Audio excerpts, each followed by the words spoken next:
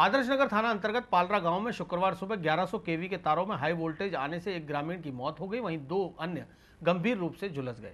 आदर्श नगर थाना पुलिस ने मौके पर पहुंचकर मृतक का शव मोर्चरी में रखवाया और घायलों को जेल अस्पताल में उपचार करवाया। आक्रोशित ग्रामीणों ने पर्वतपुरा डिस्कॉम पर नारेबाजी कर आरोप लगाया कि गांव में पिछले लंबे समय से 1100 केवी के तार मकानों की छतों से सटकर गुजर रहे हैं, जिसकी शिकायत पूर्व में कई बार डिस्कॉम में की जा चुकी है, लेकिन कोई कार्रवाई नहीं की गई, जिसके चलते शुक्रवार को गांव में दर्दनाक हादसा हो गया। हादसे में किशन नाथ की मौके पर ही मौत हो गई, जबकि रायचंद और धापू गंभीर रूप से झुलस गए। करीब 2 घंटे तक ग्रामीण अपनी मांग को लेकर मोर्चरी के बाहर धरने पर बैठे रहे और शव को मोर्चरी से ले जाने से मना कर दिया। ग्रामीणों की मांग थी कि अजमेर जिला कलेक्टर मौके पर मृतक के परिजनों को 2.5 लाख रुपए का चेक और घायलों को मुआवजा दें।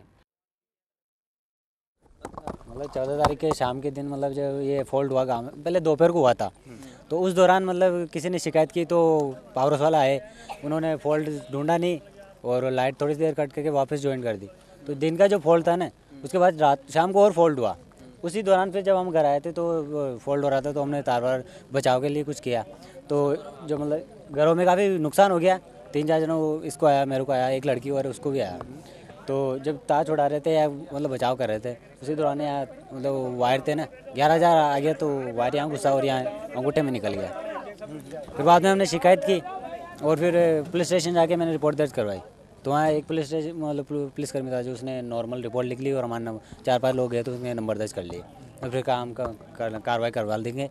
तो फिर अगले दिन वे पावर हाउस वाला है, तो इन्होंने ज़्यादा कुछ नहीं किया, मतलब जैसे मीटर चेंज कर दिया और केबल ख़राब हुई ना, वो केबल नहीं लगा दी और कहा आपका खर्चा आप भुगतोगे। इसमें मतलब काफ़ी लोगों के फ्रिज वगैरह, टीवी, जितनी भी घरों में वायरिंग थी और ये काफ़ी पानी की मोटर वगैरह की थी, पंखे थे, तो इनमें काफ़ी नुकसान हो गया, सब जल गए। हमारे मामला है कि ग्राम पालरा के अंदर एक हाई टेंशन जो लाइन है 1100 केवी की, उसके नीचे सिंगल पेज की लाइन जा रही थी। 2-2.5 महीने पहले भी ग्रामीण जाके विद्युत कर्मियों को, विद्युत प्रशासन को अवगत कराया कि हमें बार बार करंट आ रहा है, लेकिन उन्होंने नहीं सुनी। अभी 7-8 दिन पहले भी हमारे 3 आदमियों का करंट आए और जिनसे गंभीर रूप से झुलस गए। आज सुबह सब लोग अपने घरों में थे तो ज़ोर से करंट आया, सभी हमारे टीवी, फ्रिज और पंखे और लाइटें वगैरह सब फ्रीज हो गई और सारे जल गए। गांव वाले सब घरों से अपने बाहर आ गए और 2-3 आदमी घर के अंदर रह गए, जिसमें से एक 50 वर्षीय एक हमारे महाराज जी थे, उनकी मृत्यु हो गई वहीं पे ही ऑन द स्पॉट, और 3 लोग गंभीर रूप से घायल हो गए, उसमें से एक जेलेन अस्पताल में भी सीरियस वार्ड में भर्ती है।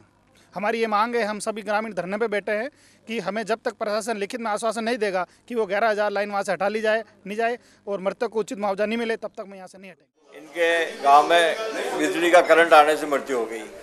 करंट का कारण ये रहा कि इनके गांव में स्कूल के पास एक डीपी लगी हुई है, उस डीपी के ऊपर से 11,000 वोल्टेज की बिजली की लाइन जा रही है, उसी के नीचे से एक सिंगल फेस वाली लाइन जा रही है। तो कोआ आकर के बिजली की लाइन पे बैठ गया था, तो उससे कनेक्शन जुड़ गया, जिससे वो लोकल लाइन पे भी 11,000 लाइन का वो वोल्टेज पास हो गया, जिससे गाँव में मकानों में करंट आ गया, जिससे अपने मकान के अंदर बेटा कृष्ण महाराज, उसके करंट आने से उसकी मृत्यु हो गई। इसी तरह से गांव में और भी करंट आने से रायचंद और धापू नाम की औरत के भी करंट आ गया, जो भी घायल अवस्था में हॉस्पिटल लेके आए। इनके गाँव वालों में रोष है कि भाई इनके बार बार कहने के बावजूद भी बिजली विभाग के जे ने हमारी सुनवाई नहीं करी, जिससे ये दोबारा हादसा हुआ है।